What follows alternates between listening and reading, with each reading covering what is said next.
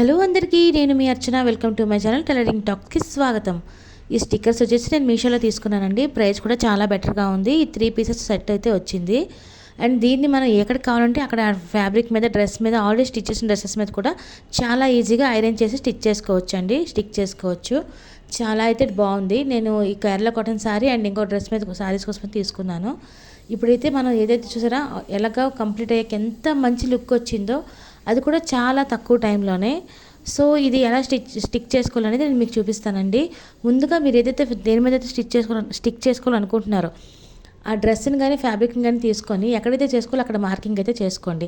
అక్కడ ఇది ప్లేస్ చేసిన తర్వాత ఐరన్ బాక్స్ని ఫుల్ హీట్లో పెట్టాలి. ఇదైతే మెయిన్. ఇక్కడ ఐరన్ బాక్స్ని ఫుల్ హీట్లో పెట్టాలి. అస్సలు స్టీమ్ అనేది వాడకూడదు. స్టీమ్ వాడితే అసలు అంటుకోదనమాట.